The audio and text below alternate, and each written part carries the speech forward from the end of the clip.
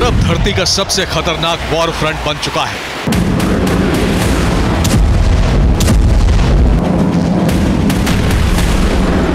अरब में हो रही बारूदी वर्षा किसी भी वक्त ईरान और अमेरिका की सीधी जंग में बदल सकती है।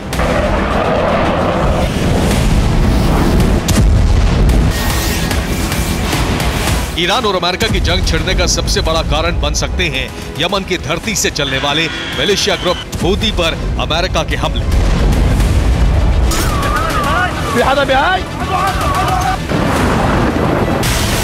लाल सागर में तैनात अमेरिका ने दुनिया के सबसे व्यस्त जलमार्ग पर अपना वर्चस्व कायम करने के लिए हूती के ठिकानों पर फिर हमले किए।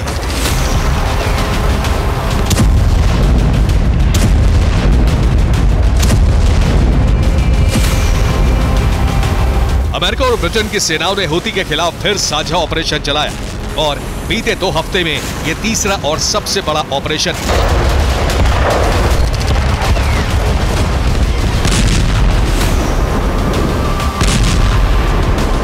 अमेरिका ने भारतीय समय के मुताबिक शाम के करीब 6 बजे हूती पर हमलों की शुरुआत की। यूके यूएस के साझा ऑपरेशन में हूती के हेडक्वार्टर को निशाना बनाया गया। ये तस्वीरें यमन के हुदैदा की हैं। अल जजीरा का पत्रकार हमलों की तस्वीरें दिखा रहा था, तभी एक जोरदार धमाका हुआ।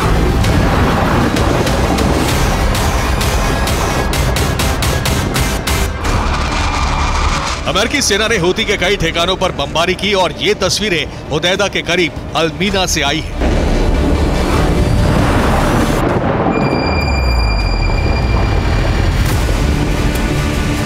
अमेरिका ने हुदैदा और उसके आसपास कई ठिकानों पर बम और मिसाइल हमले किए।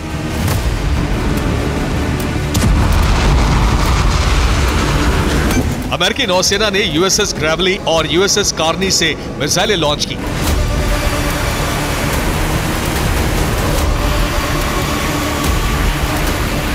इसके साथ ही यूएसएस ड्वाइट डी आइजनहावर विमान वाहक पोत से F-18 फाइटर जेट ने उड़ान भरी। फाइटर जेट से भी हूती के ठिकानों पर मिसाइल हमले किए गए।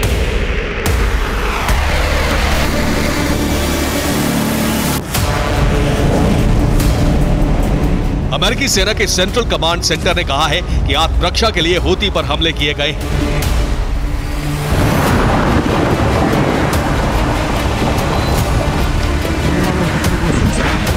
पेंटागन के मुताबिक हूती अमेरिकी नौसेना बेड़े पर हमले की तैयारी कर रहा था। अमेरिकी सेना को रिपोर्ट मिली थी कि Houthi land attack cruise missile launch करने वाला था। इसके साथ ही 4 एंटीशिप मिसाइल हमले भी किए जाने वाले थे। इनको रोकने के लिए हूती के लॉन्च पैड पर हमले किए गए।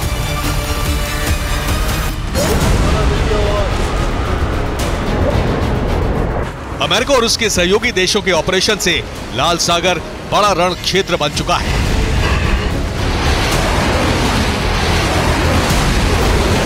और अमेरिका ने लगातार तीसरी बार हूती पर बड़े एयर और मिसाइल स्ट्राइक की।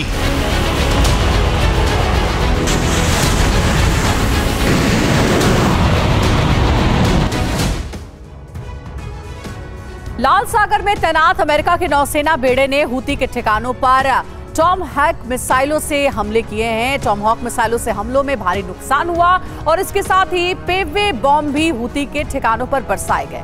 अमेरिका के F-18 फाइटर जेट ने विमान वाहक युद्धपोत से उड़ान भरकर हमले किए। इसके साथ ही पेंटागन ने जानकारी दी कि रीपर ड्रोन से भी हूती पर हमले किए गए। अमेरिकी नौसेना बेड़े में तैनात डिस्ट्रॉयर ने हूती के हेडक्वार्टर पर मिसाइलें बरसाई। अमेरिका और यूके ने यमन की कुल 13 जगहों पर हमले भी किए हैं। मिसाइल फाइटर जेट से कुल 36 हमले किए गए हैं। इन हमलों में हूती के वेपन लॉन्च सेंटर तबाह हो गए हैं। इनके साथ साथ हूती के रडार साइट को भी निशाना बनाया गया है। हमलों में हूती के ड्रोन गोदाम भी तबाह किए गए हैं। इन सब के साथ साथ पेवे बॉम्ब से अंडरग्राउंड हथियार गोदाम भी नष्ट कर दिए गए।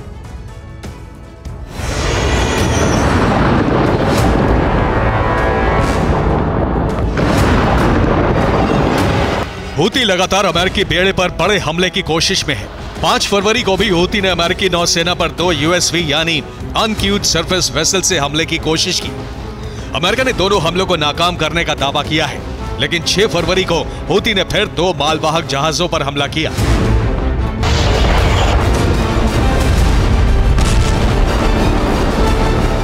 अमेरिका अरब के प्रॉक्सी संगठनों से जंग में उलझ चुका है।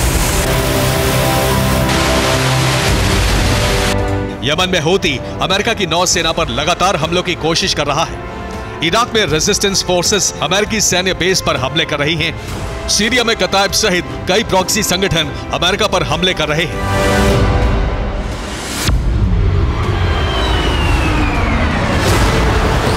यमन में हूती के हेडक्वार्टर पर हमले के बाद ईरान ने अमेरिका के खिलाफ प्रॉक्सी वॉर छेड़ दी है। हूती का प्रतिशोध अमेरिका से सीरिया में लिया गया है।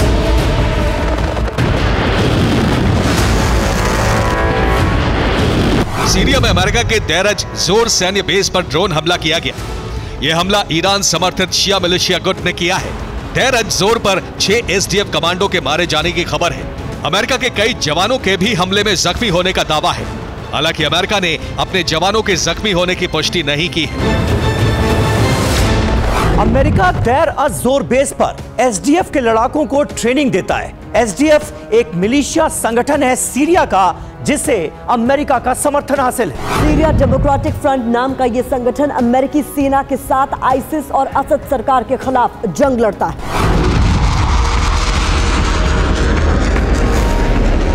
प्रॉक्सी गुटों के बढ़ते हमले के बीच पेंटागन ने कहा है कि ईरान समर्थित मिलिशिया गुटों पर हमले जारी रहेंगे। यमन, सीरिया, इराक में मिसाइल और एयर स्ट्राइक बढ़ाई जाएगी। इन हमलों का मतलब है कि ईरान के साथ अमेरिका ने जंग के संकेत दे दिए हैं।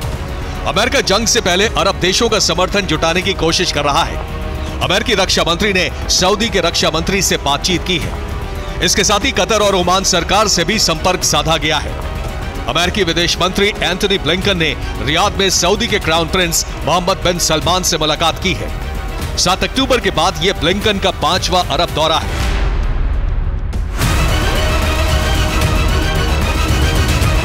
माना जा रहा है कि अमेरिका अरब देशों को एकजुट कर ईरान को घेरने की रणनीति बना रहा है, लेकिन ईरान ने भी विनाशक एटमी गठबंधन के संकेत दे दिए हैं।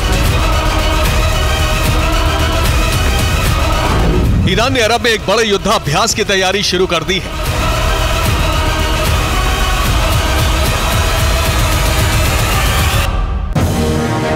इस युद्धाभ्यास के लिए ईरानी सेना ने अपनी यूएसवी यानी बारूद से भरी छोटी नावें तैयार कर ली हैं। इन नावों को समंदर में उतार दिया गया है। ईरानी नौसेना प्रमुख ने कहा है कि नेवी ड्रिल में रूस और चीन भी शामिल होंगे। इस ड्रिल का मकसद क्षेत्रीय सुरक्षा को मजबूत करना है। अमेरिका अरब क्षेत्र में युद्ध को बढ़ावा दे रहा है। नेवी ड्रिल फारस की खाड़ी में की जा सकती है। मार्च 2023 में रूस, चीन, ईरानी नौसेना ने सिक्योरिटी बॉन्ड नाम का युद्धाभ्यास किया था। रूस, चीन और ईरान की नौसेना ने ओमान सागर में युद्धाभ्यास किया था।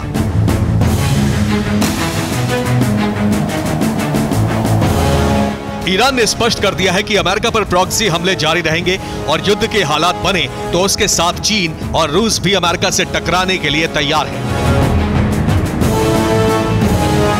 Bureau report, TV9 Bharatvarsh.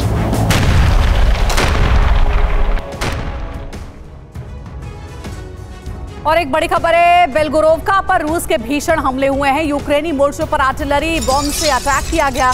रूसी हमले में यूक्रेनी सैन्य वाहन नष्ट हो गया। देखिए, रूस की ओर से जोरदार यह हमला किया गया था, जिसमें यूक्रेन के सैन्य वाहन को तबाह बर्बाद कर दिया गया है। धमाकेदार ये पूरी तस्वीर आप देखिए, विस्फोटक तस्वीरें आपके सामने। कैसे जोरदार हमला किया गया है रूस की ओर से, जिसमें यूक्रेन को पहुंचा है बड़ा नुकसान।